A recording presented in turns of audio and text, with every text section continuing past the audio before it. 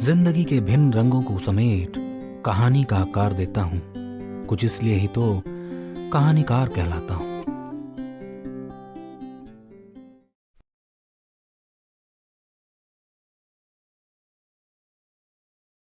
हमारी कहानियां सुनते रहने के लिए हमारा चैनल सब्सक्राइब करना और बेल आइकन दबाना ना भूलें। आप सभी लोगों के लिए खास सूचना भी है। बहुत लोग पूछ रहे थे कि बैदा ओटीटी पर कब आएगी, तो आप सबको बता दूं, प्राइम वीडियो पर बैदा अब रेंट पर अवेलेबल है। आप सब लोग सिर्फ 119 रुपए देकर ये फिल्म देख सकते हैं। तो जाइए, अभी देखिए और सपोर्ट करिए। मुझे आप सबके सपोर्ट की बहुत ज़रूरत है। फिल्म का लिंक कमेंट बॉक्स में पिन कर दिया गया है। कहानियों के घर में आपका स्वागत है। मैं हूं कहानीकार सुधांशु राय और सुना रहा हूं डर की एक अलग कहानी, जिसका नाम है दरवाजा मत खोलना। जैसलमेर के बाहरी इलाके में जोरों शोरों से shadow of the dead horror film की शूटिंग चल रही थी। रात गहरा चुकी थी और लाइट्स टीम ने डीओपी के डायरेक्शन के मुताबिक सेटिंग बिछा दी थी। चारों रेत ही रेत थी। चांद ऊपर से झांकने लगा था, सफेद गोल चांद, और उसकी चांदनी रेत पर सिलवट की तरह लिपट गई थी। सर, टेक लें क्या? डीओपी ने डायरेक्टर से पूछा। अभी कुछ कमी लग रही है, फ्रेम में मजा नहीं आ रहा। डायरेक्टर स्क्रीन पर देख रहे थे। 1 मिनट सर। सोन, उस लाइट को बंद कर, थोड़ा सा डार्क आने दे। डीओपी ने एक लाइटमैन को इशारा किया। लाइटमैन ने झट से लाइट बंद कर दी। सर, अब देखिए। डीओपी डायरेक्टर के करीब चला आया। यस, इट्स बेटर, देख लेंगे। डायरेक्टर के कहते ही सब तैनात हो गए। एक्टर्स भी हाजिर। शूट देर रात तक चला और जब डायरेक्टर ने पैकअप बोला तो सब खाने पर टूट पड़े। लगभग 1:30 बज गए होंगे। हर कोई नाराज था कि भला इस टाइम कोई डिनर करता है, लेकिन भूख सबको लगी थी। कुछ क्रू मेंबर्स खाना निपटा, चाय लिए एक और रेत पर बैठ गए। लाइट्स बंद होने के बाद अब चांदनी रात ही उनको रोशनी दे रही थी। भाई, इस फिल्म की कहानी कतई डरावनी है। मेरे तो रोंगटे खड़े हो गए आज का सीन देखकर। ऋषु बोला। अरे अभी तो कुछ भी नहीं, एंडिंग देखना। हाँ, फिल्म सुपरहिट होने वाली है। कहानी का राइटर जबरदस्त है। डायरेक्टर की भी अभी तक कोई फिल्म फ्लॉप नहीं हुई है, अभी बोला। तब तक एक और क्रू मेंबर चाय लिए वहां आकर बैठ गया। अरे भाई, ये भी कोई कहानी है? फिल्मी कहानी है ये, काल्पनिक। असली कहानी पता है तुम सबको? क्या मतलब? ऋषु ने पूछा। मतलब ये कि यहाँ की कहानी पता है। क्रू मेंबर ने जब सबकी आंखों में आंखें डालकर ये बात कही तो सब थोड़े थम से गए। अरे कौन सी कहानी? हमने तो कोई कहानी नहीं सुनी। रुपेश थोड़ा संभल कर बैठ गया। यहां से 3 किलोमीटर आगे रेगिस्तान के बीचों बीच एक झोपड़ी है। ठीक रात 1:33 पर वहां कोई आता है और लाइट जलाता है, फिर वापस चला जाता है। और अगर कोई उसके जाने के 1 घंटे के भीतर उस झोपड़ी में जाए तो 2 सोने के बिस्किट्स मिलते हैं। अरे भाई, मम्मी मिले थे। वैसे भी ये हॉरर कैसे हुआ? ये तो मिस्ट्री है। रुपेश की हंसी छूट गई। आगे की बात भी तो सुनो। जाने वाले को अपने कदम नाप कर जाने पड़ते हैं। वहां एक लाल रंग का बोर्ड है, रेत में धंसा हुआ। उस बोर्ड से ठीक 90 कदमों में झोपड़ी के अंदर जाना है और फिर ठीक 90 कदमों में आना है। एक न ज्यादा और न कम। और अगर 1 कदम इधर उधर हो जाए तो? अभी ने उत्सुकता में पूछा। तो वो आदमी कभी वापस नहीं आ पाएगा। उस झोपड़ी का होकर ही रह जाएगा। सिर्फ सुनाई देगी तो चीख उस आदमी की हर रात, तब तक जब तक उसके शरीर में एक भी खून का कतरा है। उसे वो प्रताड़ना मिलती है जिसकी नर्क में भी कल्पना नहीं की जा सकती। अरे ये कैसी कहानी हुई? ये काम तो बड़ा ही आसान है। कदम नापो और चले जाओ। अभी थोड़ा मायूस हुआ। हम कैसे यकीन कर लें कि ये कहानी सच्ची है? ऋषु ने संदेह भरे अंदाज में क्रू मेंबर को देखा। कुछ देर सबकी शक्लें देखते रहने के बाद कहानी सुनाने वाले मेंबर ने अपने बैग से 2 सोने के बिस्किट्स निकाले और अपने हाथों में रख लिए। सबकी आंखें फटी की फटी रह गई। अरे तो तुम गए थे? ऋषु ने सोना छुआ। हाँ, 2 दिन पहले। चलो अब मैं चलता हूं, बहुत थक गया हूं। क्रू मेंबर उठने लगा। ये कहानी तुम्हें किसने सुनाई? ऋषु भी खड़ा हो गया। गांव में ये बात सबको पता है। तुम लोग तो यहीं सामने के गेस्ट हाउस में रहते हो ना? अरे काम कोई मुश्किल नहीं है, हमें भी तो ट्राई करना चाहिए। क्या बोलते हो? कल ऑफ भी है, कल ही चलते हैं। ज्यादा से ज्यादा क्या होगा, कदम इधर उधर होंगे तो नहीं जाएंगे, वापस लौट आएंगे। रुपेश ने सबकी ओर देखा। बात सच भी है कि नहीं, ये हमारे मजे ले रहा है। अभी यकीन करने को तैयार था ही नहीं। अरे तो नुकसान क्या है, एडवेंचर हो जाएगा। रुपेश ने जोर दिया। जिसने कहानी सुनाई थी वो वहां से जा चुका था, लेकिन बाकी लोग अब सोने के बिस्किट्स को देख चुके थे। सबके मन में आ चुका था, एक बार ट्राई करना तो बनता है। अगली रात सब के सब उस जगह पहुंच गए। सच में रेगिस्तान के बीचों बीच एक झोपड़ी थी, अंधेरे में डूबी। चांदनी झोपड़ी समेत रेत पर बिछी हुई थी। हल्की हवा रह रह कर रेत को उड़ा देती। सब दूर से ही इंतजार में लग गए कि लाइट चलेगी। भाई टाइम तो नहीं वेस्ट कर रहे हम? अभी ने पूछा। अरे वेट कर यार, मजा ही तो आ रहा है। कुछ नहीं होगा तो मजा ही सही। रुपेश ने फुसफुसा कर कहा। ठीक 1:33 पर झोपड़ी के अंदर रोशनी जली। सबके सब भौचक्के रह गए कि यहां तक तो बात सच निकली, तो क्या अंदर सोने के बिस्किट्स भी मिलेंगे? पर किसी को भी झोपड़ी के अंदर जाते कोई न दिखा। सब के सब बोर्ड के करीब आ गए। रेत में धंसा वो बोर्ड अजीब सा था। अरे पहले मैं जाऊंगा। रुपेश ने बिना कुछ सोचे समझे अंदाजा लगाकर आगे बढ़ना शुरू कर दिया।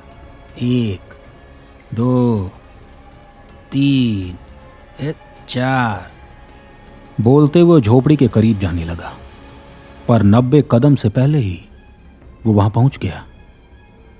लगता है मैंने लंबे कदम ले लिए। मन तो उसका नहीं था, पर वो लौट आया।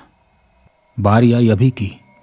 उसके कदम कम पड़ गए, पर ऋषु ने बिल्कुल सही अनुमान लगाया और 90 कदम रखकर झोपड़ी के अंदर गया। झोपड़ी के अंदर सब कुछ घास फूस का बना था। नीचे रेत ही रेत थी, पर एक छोटे से लकड़ी के टेबल पर 2 सोने के बिस्किट्स रखे थे। ऋषु ने उन्हें झट से उठाया और वापस लौट गया। जाते वक्त भी उसका अनुमान सटीक निकला। अब सबको यकीन हो चुका था कि अगर सही अनुमान लगाया जाए तो उनके पास सोना ही सोना होगा। अब बारी सूरज की थी। सूरज और चौबे भी उस दिन वहां बैठे थे। सूरज ज्यादा बोलता नहीं था।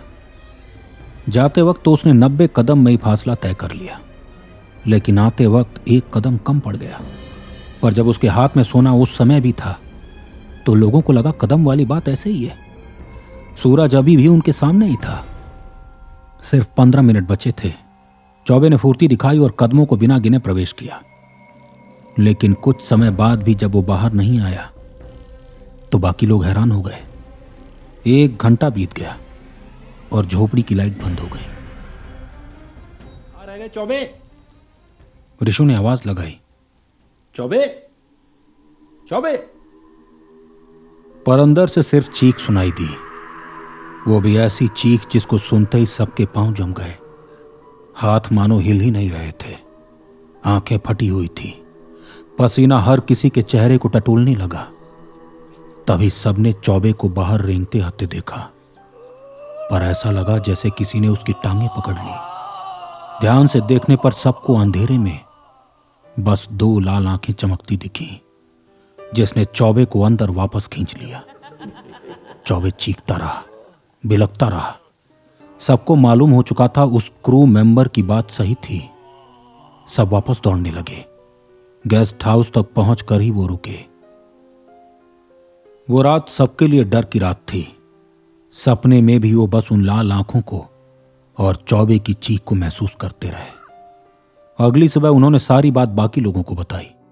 पहले तो किसी को भी यकीन नहीं हुआ, पर जब ऋषु और सूरज ने सोने के बिस्किट्स दिखाए तो सब दंग रह गए। बात आग की तरह गांव में फैल गई। गांव के कुछ लोग भी तुरंत जहां क्रू रुकी थी वहां गए। शूटिंग को रोक दिया गया था। फिल्म कंपनी के कुछ खास लोग इस गुत्थी को सुलझाने में लगे थे। तुम कहना चाहते हो कि चौबे उस झोपड़ी में फंस गया है? प्रहलाद सीनियर मेंबर थे। सिर्फ फंसा नहीं है, अब वो कभी नहीं लौटेगा और ऐसी मौत मरेगा जिससे उसकी रूह भी कांप उठेगी। ये किसने बोला? प्रहलाद ने आवाज ऊंची की। मैंने। ब्रजेश आगे आया। ब्रजेश गांव का रहने वाला था। तुम्हें कैसे पता? प्रहलाद आगे बोलता। जो कह रहा हूं ध्यान से सुनिए। वो तो गया। और कौन कौन वहां गया था? उसको मेरी बात ध्यान से सुननी होगी, वरना मौत का खेल अभी रुका नहीं है। वो फिर आएगा, उनको ढूंढता और लेकर जाएगा। ब्रजेश की बात सुनते ही रुपेश, अभी, ऋषु और सूरज आगे आ गए। क्या क्या क्या बोल रहे हो तुम? हम तो आ चुके हैं। ऋषु से रहा ना गया। तुम्हें वहां की कहानी सुनाने कोई आया था? ब्रजेश ने पूछा। हाँ।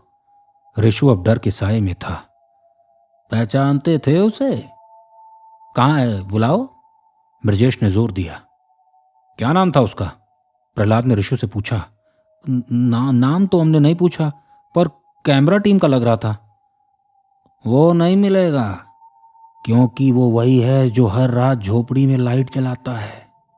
वो अनजान लोगों से मिलता है, उनको अपनी कहानी सुनाता है, फिर वो फंस जाते हैं। ब्रजेश नीचे बैठ गया। अरे पर अब कौन सा मौत का खेल होगा? ऋषु बौखला गया।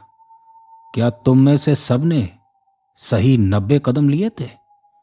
नहीं, मैंने नहीं लिया था, सूरज बोला। और वापस कौन लौट आया था जिसके कदम सही नहीं पड़े? मैं भी, रुपेश और अभी बोले। अब आएगा वो तुम्हारे लिए, ले जाएगा तुम्हें, और तुम्हारी चीख भी तुम्हारे फंसे हुए दोस्त की तरह सुनाई देगी। मुझे तो कुछ नहीं होगा ना? ऋषु आगे आया। तुमने लगता है सही कदम लिए थे। हाँ, तुम्हारी बारी भी आएगी, पर कभी कभी वो उनको छोड़ भी देता है जो सही कदम लेते हैं, पर अगर बारी आएगी तो सबसे आखिरी में। उसने कहा था कि 90 कदम लेंगे तो वहां नहीं फंसेंगे। ऋषु बोलकर चुप हो गया। हाँ, समझ आ गया लगता है तुम्हें। वहां नहीं फंसोगे, पर उसकी जाल में तो फंस चुके हो। कौन है वो? ऋषु की डरी आवाज बाहर आई। द्रिगाल, रेगिस्तान का पिशाच। कोई भी रूप धारण कर सकता है, किसी को भी ठग सकता है। जो भी उससे मिला समझो उसकी रूह द्रिगाल की। वो धीरे धीरे अपने शिकार का खून पीता है, ऐसा दर्द देता है जिसके बदले इंसान मौत की फरियाद करता है। बस एक काम करना, रात 12 बजे के बाद और 3 बजे से पहले खुद को बचा कर रखना। ब्रजेश और बाकी गांव के लोग साफ कह गए कि अब बारी है अभी, रुपेश, सूरज और ऋषु की। चारों ने निर्णय लिया कि कल सुबह ही वापस चले जाएंगे, जैसलमेर छोड़कर। रात में फिर से डेरा जमा लिया। सन्नाटे के बीच हवा की आवाज आत्मा को खुरेद देती। तीनों ने खुद को अपने अपने कमरों में कैद कर लिया। जब सिर्फ रात की खामोशी सुनी जा सकती थी तो सूरज के दरवाजे पर दस्तक हुई। कौन है? पूछने पर भी कोई आवाज नहीं आई। उसने ध्यान से देखा, कोई परछाई दरवाजे पर खड़ी है। बताओ, मैं जानता हूं तुम कौन हो। चले जाओ। वो रोने लगा, पर जब बाहर से ऋषु के हंसने की आवाज आई तो गुस्से में दरवाजे की तरफ बढ़ा। तुम लोगों को मजाक सूझ रहा है? दिमाग खराब है? सूरज ने जैसे ही दरवाजा खोला, सामने खुद को ही खड़ा पाया। उसके जैसा ही कोई सामने खड़ा हल्के से मुस्कुरा रहा था। फर्क इतना था उसके सारे दांत काले थे। ऐसा कैसे हो सकता है? वो खुद के चेहरे को महसूस करने लगा। कौन हो तुम? पर उसके बाद लोगों को सूरज के सिर्फ चीख सुनाई दी। कुछ का कहना है उन्होंने सूरज को ही घसीट कर ले जाते देखा। आत्मा को भेद देने वाला मंजर था। गांव वालों का कहना है उस रात उन्हें 2 चीखें सुनाई देने लगी, सूरज और चौबे की। अब खबर फैल गई, कुछ भी हो दरवाजा मत खोलना। ऋषु, अभी और रुपेश अपने अपने घर लौट आए। हर रात उनके दरवाजे पर दस्तक होने लगी। कभी उन्हें लगता उनका दोस्त है, कभी परिवार वाले, कभी खुद की ही आवाज उन्हें सुनाई देती। पर गलती से भी उनके मन में दरवाजा खोलने की बात नहीं आती। कुछ ही दिनों बाद उनके घर की दीवारों पर किसी के रेंगने की आहट आने लगी। कभी वो खिड़की पर आता, कभी छत पर लगे सामान को हटाता। डर ने तीनों को दिमागी रूप से कमजोर करना शुरू कर दिया। रुपेश को एक रात दरवाजे पर अभी के जोर जोर से रोने की आवाज आई। वो मदद की गुहार लगा रहा था। खुद को रुपेश ने बहुत रोका, पर जब दरवाजा खोला तो पाया दृगाल सामने खड़ा मुस्कुरा रहा है। वहां भी अस्पताल में भर्ती हो गया। कहा जाता है उसके कमरे में कोई आया और उसे घसीटता ले गया। पूरे कॉरिडोर में खून के निशान थे। ऋषु के दरवाजे पर कुछ दिनों तक दस्तक हुई, पर उसके बाद रुक गई। पर आज भी कभी कभी वो आता है, दरवाजे पर दस्तक देता है, कभी रुपेश बनकर रोता है। दरवाजा खोल यार, मेरे पांव में बहुत चोट लगी है, मुझे दवाई की जरूरत है। तो कभी कभी अभी बनकर, खोलना, मैं अभी अस्पताल से आया हूँ, तबीयत मेरी अभी ठीक नहीं हुई है। लेकिन ऋषु ने दरवाजा कभी नहीं खोला। उसकी हर रात डर की रात होती है। दृगाल इंतजार करेगा, कभी तो दरवाजा खोलेगा। वहीं उस झोपड़ी से गांव वालों को रुपेश, अभी, सूरज और चौबे की चीखने की आवाज कई दिनों तक सुनाई दी। कुछ को तो चारों खून से लथपथ झोपड़ी के आसपास भी नजर आए। दृगाल रेगिस्तान में अक्सर कहानियां सुनाता है, इस फिराक में कि लोग उस झोपड़ी तक आए और उसकी खून की प्यास बुझाएं। गांव के एक व्यक्ति ने बड़े करीब से दृगाल को देखा था। लाल आंखें, खुरदुरा चेहरा, सड़ी हुई हथेलियां और बेढंगा शरीर। अंधकार में उसके साए भर को देख किसी के भी प्राण पखेरु उड़ सकते हैं। इसी के साथ मैं इस कहानी और अपनी वाणी दोनों को विराम देता हूं। मिलेंगे अगले हफ्ते एक नई कहानी के साथ। आप सबको बता दूं, YouTube का एक नया फीचर आया है। आप यदि इस वीडियो को लाइक करेंगे तो हाइप का ऑप्शन आएगा। हाइप जरूर करिए। हाइप करके आप हमारी कहानियों को बाकी लोगों तक भी पहुंचा सकते हैं। मित्रों, यदि यह कहानी आपको पसंद आई तो हमारे चैनल को सब्सक्राइब करना और बेल आइकन दबाना ना भूलें।